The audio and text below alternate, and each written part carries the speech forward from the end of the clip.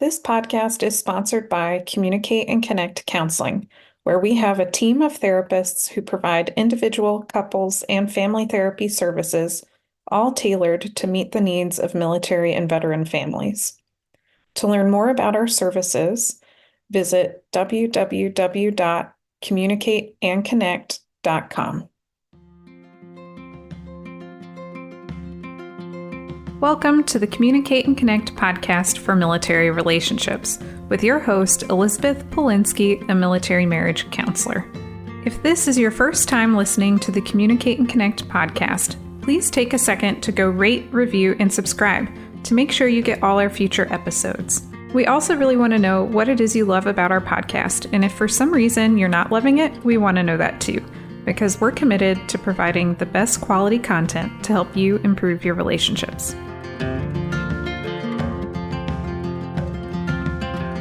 You're listening to episode 16, Taking a Risk on Love.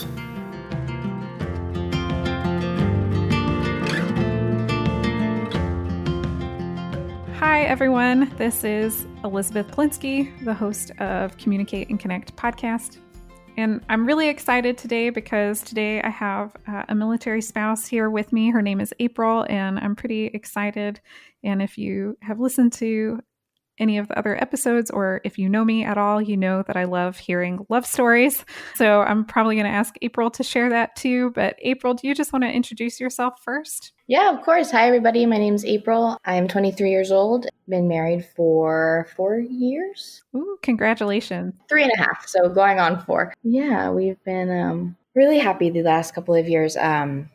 I've come from a not so happy background. And so meeting my husband and falling in love and creating a life that we love to live together has been one of the greatest things in my life. So I'm really excited to share it with you guys. Yeah, I can really empathize with that when you say that. I definitely didn't have the worst childhood by any means, but there were definitely some painful parts. And I can relate in feeling that like meeting my spouse has been the best thing in the world. And now we really do have a life that we love, minus some of the marital challenges that arise. Mm-hmm. So tell me the love story, because that's always so exciting for me. So we met like 4.5 years ago, I want to say. Yeah, about there. It was actually my birthday, and a couple of my friends took me out to dinner. He was actually the server. He was working at the restaurant during that time before he joined the military. A friend and I were just, messing around and talking about how handsome he was, and just, saying things that we would say to him and just goofing around. Well, I was a lot more serious than she was. She was kind of just playing off of me. It was me who spotted him and, wanted to talk to him and express, that he was very good looking. And so she took what I was saying and wrote it down on a napkin and put my phone number on it and gave it to him. I was mortified. Yeah. Some of the stuff on there was just super crazy to, say in a public setting to someone you don't know. But it worked out pretty well. He called me later that night and we talked for quite a while. The day after that, I was actually going out of town for a week. And so we talked the whole time, texting, talking on the phone the entire time I was gone. When I came back, we met up and we went running. And that was just like our first date, just, hiking in the trails behind my house and talking, and I had a great time. He actually was 3 hours late to work because he didn't want to leave. And it just turned into a really amazing friendship and relationship. Yeah, that's an awesome first date, by the way. Yeah, it was great. I really enjoyed it. I was just so nervous. I've grown and changed a lot since then. And I mean, I realized there's so many things that I was doing that I would, never do now. Like I wore makeup to go jogging. Yeah. It was like a nervous thing that I felt that I had to do. I don't know. It was probably a little silly. Yeah, well, first dates have so much pressure on them. Yeah. Right? Like you have to be some sort of like Barbie picture perfect something. Yeah. So that way someone else might want to ask you out again, but you don't even know if you're going to want to go out with them again. There's a lot of pressure on first dates, so I can understand. Yeah, it was. Understand that. And I wasn't even hiding that I was nervous. Like he was texting me asking, like, because he was going to come pick me up, so he texted me asking me for my address, and I remember texting him a GIF, one of those little moving images that says, "Oh, pressure, pressure, pressure," because I was so nervous. Yeah. And I shared that with him, I feel, because I wanted him to know I was nervous. So if he was nervous too, we could break the ice together. Yeah. And it really worked because he's a goofball. He said, "I'll tickle you till you're not nervous anymore." And he actually did. And it was really cute. And it was a way to, make us more comfortable with each other. Yeah, he wanted to reassure you. And I think I love the fact that you did that. One of the, it's called the Communicate and Connect podcast. And I think one of the things that I talk a lot about with couples is not hiding the vulnerable parts of you and actually actively showing that to your partner so that way, one, they know, but two, they usually deep down actually do care about you and want to jump in to reassure you and provide encouragement and empathy. And we just usually have to give them the chance to do that. And so that was a bold move. And I am so impressed with you that you took that risk on a first date. Thank you. I appreciate that. I actually came from an abusive relationship before him. So a lot of the things that I experienced in my relationship with him, even still, we've been together almost 5 years, is just different. I wasn't used to being treated like a person. Yeah. And so it was odd to be treated the way I'm supposed to be treated. And so that was really refreshing that he was so kind and just a genuine guy. Yeah. So how did it shift over to you being like, yeah, I could marry him? Well, it's funny actually. So the first couple of months, I want to say 2 or 3 months, it was pretty casual on my end, not so much on his end. About 2.5 months, 3 months into our relationship, that was kind of not a relationship, but exclusive. It was a little strange at first. Like most dating relationships, I think. Yeah.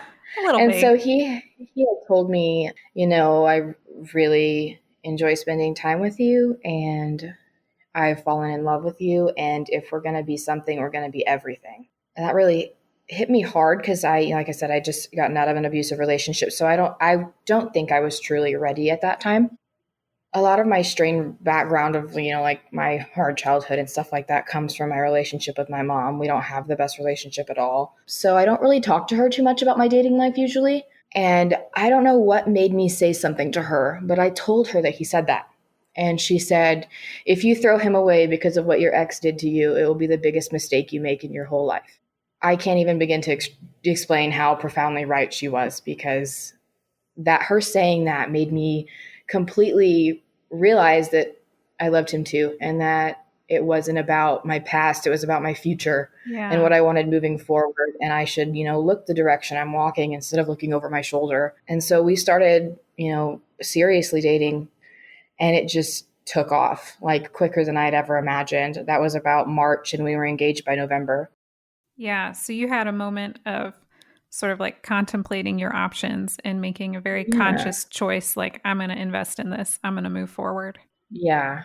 There are so many couples, I think, that get caught in the looking over your shoulder, whether it's looking over your shoulder at your own personal past or whether it's looking over the shoulder of the relationship past and sort of like things, fights that you had, disagreements, ways that you guys hurt each other at the beginning of a relationship, and they have a hard time looking forward. And so I think that statement that you made was profound to me of how you chose, like, I'm going to look forward. I'm going to move forward in this relationship versus looking behind me. What have been some of maybe the challenges that you guys have faced over the years? The big themes. I want to say there's only been maybe 3 big things, I feel. First of all, the distance involved with military life had been hard. When he left and joined the military, it was a huge learning curve. Yeah, like you guys were long distance? Oh yeah, for 10 months. Yeah. And I know that doesn't sound like a long time, but it was horrible for me. It sounds like a long time to me. So.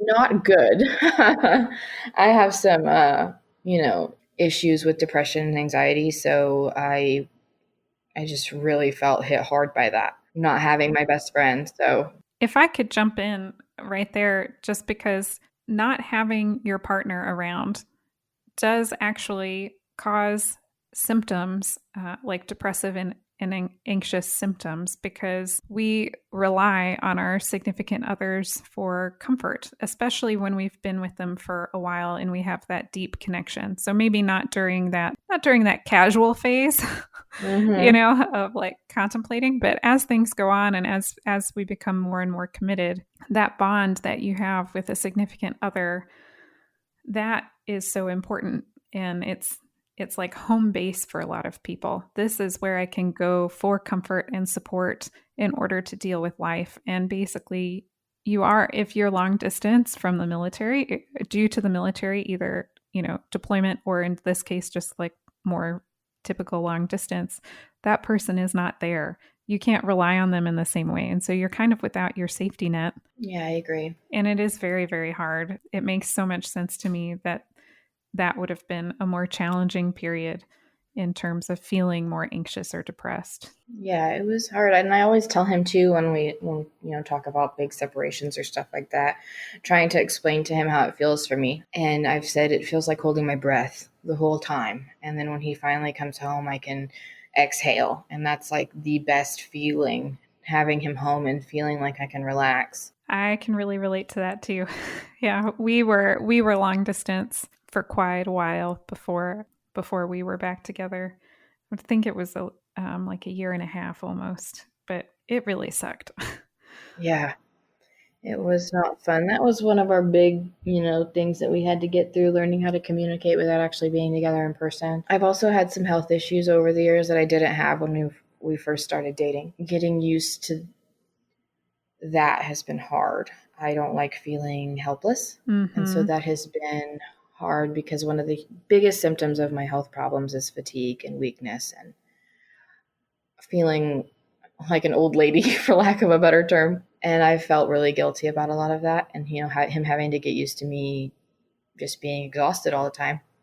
And so that has been one of our most difficult too. But I will say the icing on the cake for difficulty was, along with my health issues, comes infertility. And so we've been trying to have another baby for about 3 years now. That is so hard.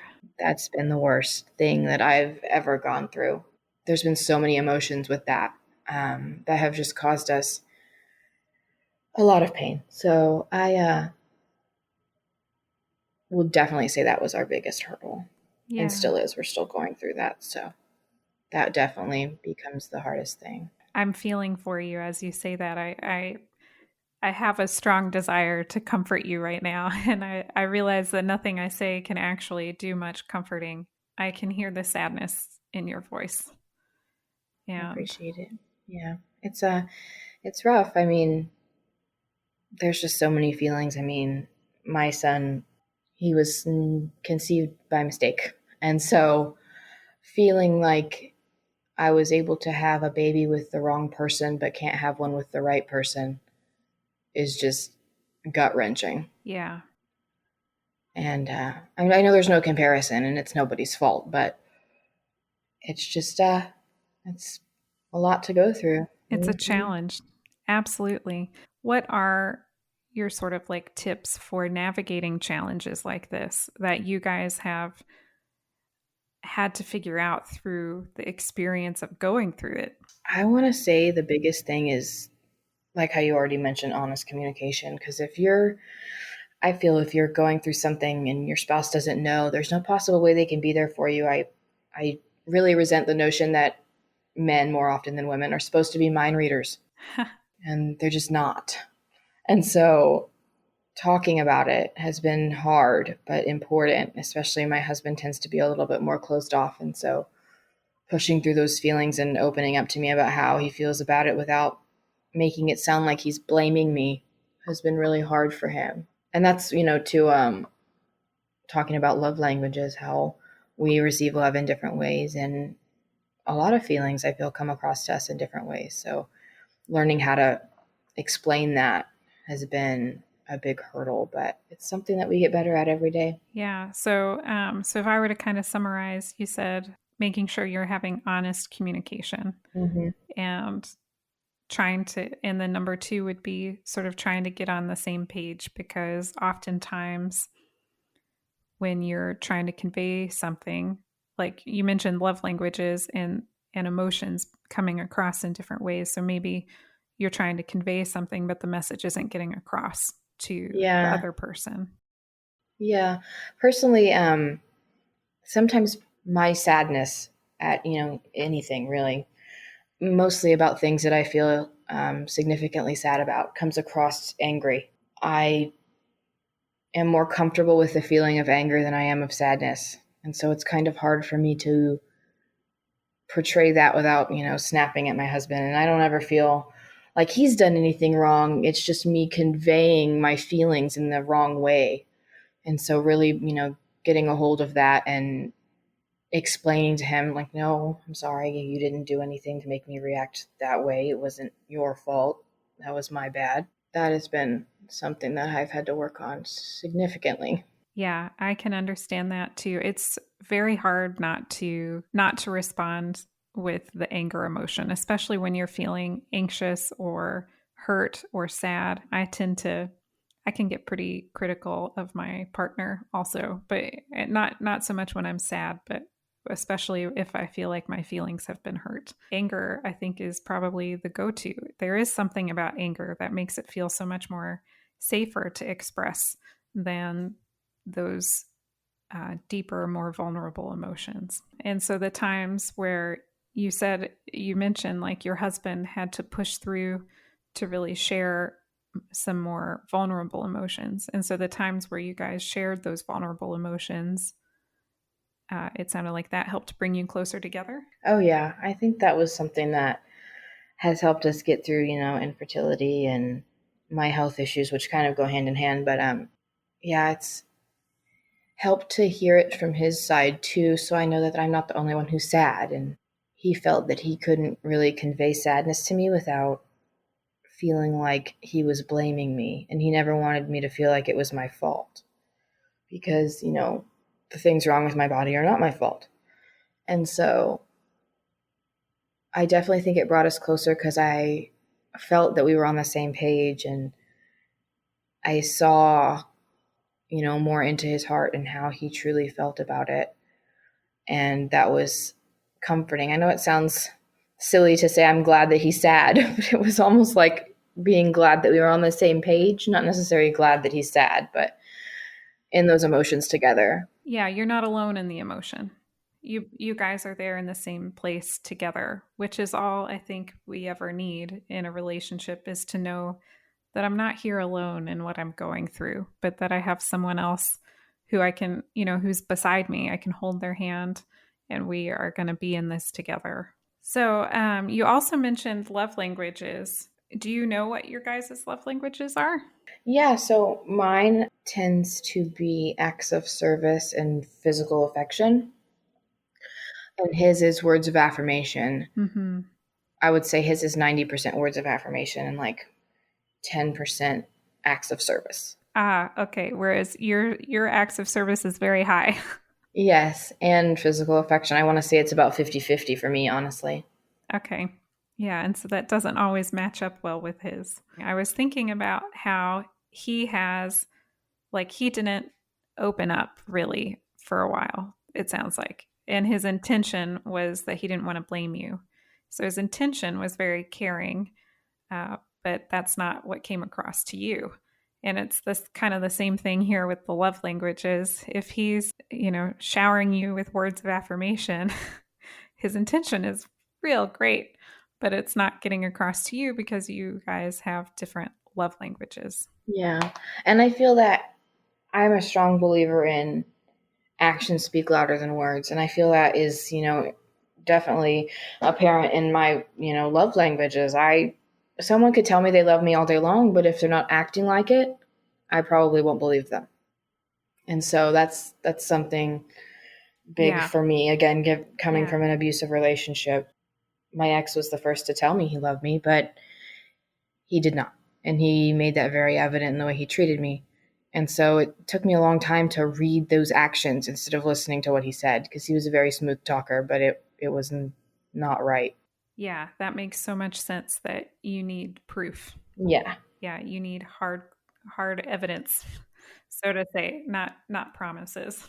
Yeah. So I know one of the things that you had before we, started recording, we had talked about like how do you navigate through a relationship when you have different love languages. And so I have a couple of thoughts about that. Do you mind if I just kind of roll into that? Absolutely, go for it. I was thinking the first thing is maybe like the importance of showing appreciation after a partner does speak your language. Like you said, physical touch is 50-50 with acts of service. And for me and my partner, like we have like a primary and secondary, both of us, and physical touch is secondary, but it's not primary for either of us, and so we can kind of get by, and it's helpful that way, but especially when your love language like is really opposite of your partner's love language, it can be very, very challenging. And so they are really trying hard, like really reaching hard when they do something that fits your love language because it's not natural. Yeah. It's like well, maybe this is an obvious statement, but I was going to say it's like learning a new language. And that's kind of like an idea that comes up a lot in parenting. You may have heard of this concept, but positive reinforcement. Like the more I am encouraged and shown appreciation for what I am doing, the more I'm going to do it. If I get, and this is something that I work on in my relationship, like I just caught myself doing it the other day. My spouse was making me dinner. It was like eggs, and there were vegetables in the eggs, and he did it a certain way, and I was about to jump in and say, why did you do it that way?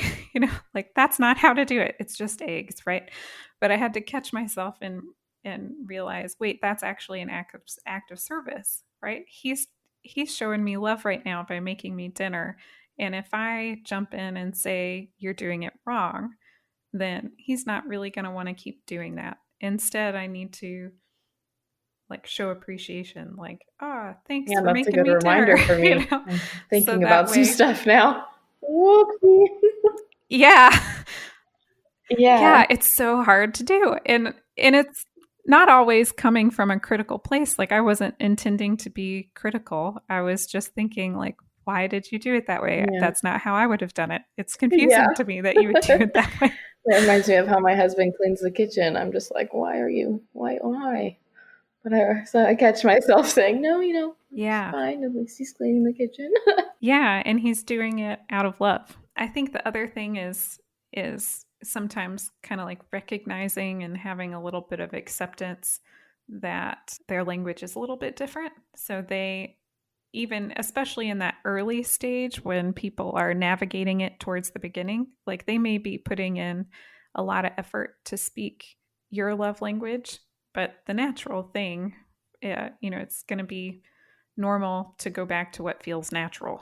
And so if he then started, you said words of affirmation, right? So if he then started doing complimenting you and showing appreciation, like trying to also recognize that those are moments he's attempting to show love, even if it's not coming across to you and is not impacting you the way that is really meaningful. I think I'm actually more of a quality time person. Mm-hmm. And so I think my partner is pretty acts of service. And then like physical touch would be the secondary one. But I also think quality time plays into mine a lot too, which I feel like I view quality time as kind of both, like an act of service and also physical touch. yeah, it really can be. Which is kind of, yeah. So like when my husband, takes time and chooses to, do something with me or, me and my son and have that instead of, going out with his buddies or playing games or, doing something else.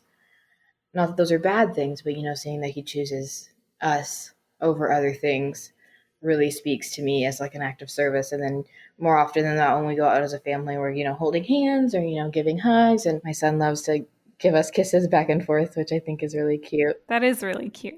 Yeah, I think that what always helped me understand like how quality time stood out is that it's about undivided attention. So if I am with my partner but I'm on my phone, it's not really quality time. Completely agree. Yeah. Yep. That's something that I find myself, realizing a lot. Like we might think it's quality time, but then our phones are out, the TV's on, that kind of thing. And there's really more distraction than quality. Exactly. Yeah. Whereas acts of service, I tend to think about it like my partner is helping me take things off my to-do list. They're helping me get things done that are pressing that Right. I need to get done. So I really love talking about love languages. There's actually Dr. Gary Chapman, who wrote the book on love languages. He wrote a version that's specific for military couples. I love that book. I like the one because in that book, it has like tips for deployment. Yes, that's something that we were really liking. We haven't been through a deployment yet, so I think that'll be helpful for when that time does come. Yeah, absolutely. While we're talking about books, do you mind if I ask if you have any other recommendations for good marital health books? Oh, absolutely. Yeah, actually have like a whole recommendations page on my website. So it'll be in the show notes, but it's Elizabeth Polinsky, lcsw.com/recommendations. I'll also include the links to some of these books in the show Thank notes. you. But I think the number one book that I like to recommend is Hold Me Tight Aw, by Dr. Sue sweet. Johnson. I'm a sap, so Yeah. Yeah, it fits really well with the type of couples therapy that I do, which is all about understanding the type of patterns that couples get stuck in, changing those patterns in order to have like that deep emotional connection. Typically that's through sharing pretty vulnerable things. She has a lot of good books. I think, the military edition of Five Love Languages is really great. There are some other ones related to sex that I think are really helpful. That's one of the top 3 things that lead to divorce. Is one of the arguments and discord around sex is one of the top 3 areas that are common factors that lead to divorce. And so, interesting. yeah, and I think I could talk about that for a long time, so I probably won't. But sexual issues often come up. They're very frequent talked about in couples therapy, and so there are some really great books that are on the website there too. So I'll list them all in the show notes. Yeah, but I think to get back to the topic of love languages, one of the things it was actually in Dr. Chapman's book, the military edition of the love languages book, was recognizing that it's my partner's choice when to show love. Yep. And I read that and I was like, oh my gosh. Because so often I want my partner to show me love and I want him to show it to me when I want him to show it to me and in the way that I want him to show it to me. And I had to sort of like remind myself that I can't force my partner to love me or to show it in a certain way, but to instead really appreciate it when they are choosing to show it to me. Yes, I definitely have that issue as well. Yeah, very hard. Common Yeah. issue, I think. Makes me feel a little better. Very common issue. Yes, yeah. Yeah, you should definitely not blame yourself for that. That's I think it's Yeah. a very common, almost universal problem. We all Yes. want what we want when we want it. Yeah. We're kind of out of time. We're getting close to being out of time anyway. And I wanted to just ask you a little bit about like if you had tips for things for other couples who've gone through either similar experiences or similar challenges, or if it's other military couples, what do you think would be the top 1 or 2 points that you would want to share? I really think, communication is key, and I hear people say that all the time, but I really believe it's true.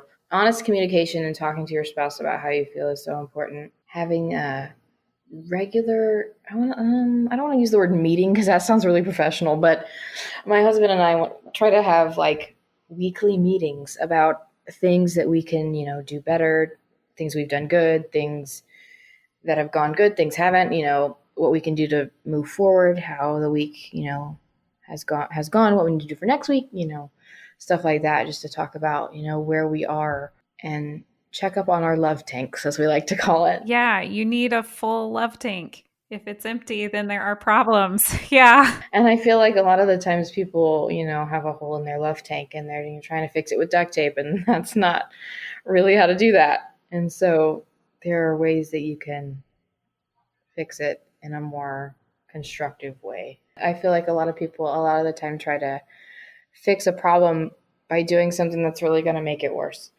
And that makes me sad when I hear about things like that. And I just think there's a constructive way to fix, really almost any issue. And so I just think healthy communication is where that starts.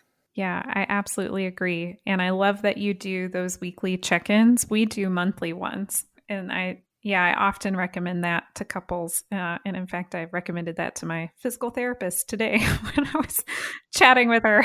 Those having regular check-ins, I think, are so helpful because they provide, like, if you're on a date night and something happens, you don't always want to talk about it right away, but then that there's a dedicated time for us to talk about how things are going. I agree. And I think that is another way to stop, having multiple arguments, is just to, that there's one time to talk about this and we talk about it and we move on. And there doesn't need to be, a whole long drawn out argument about it. It can just be a statement that isn't a personal attack. Therefore, it's easier to deal with. Absolutely. Mm-hmm. Yeah. And so you're not in the heat of the moment where attacks might come out. Yeah. So agree. Well, April, thank you so much for being on my podcast. Thank you for having me. I've been really excited about this. I'm glad we found a good time for both of us. Yeah, me too. It has been very enjoyable, and I'm sure everyone else is going to love hearing both about your story and some of the things that have worked well for you guys in your relationship. Well, I hope so. I hope I can even help one person. It was worth it.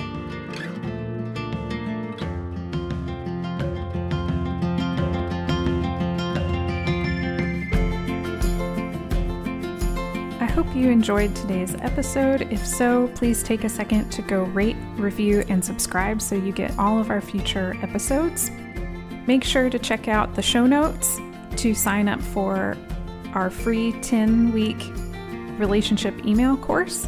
This email course is really designed for people who are maybe having trouble with communication or connection in their relationship, and helping them develop some quick wins right away to start improving it.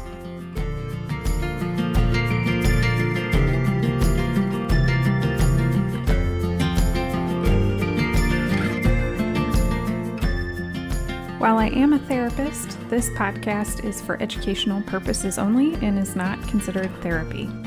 And it should also not be a replacement for therapy.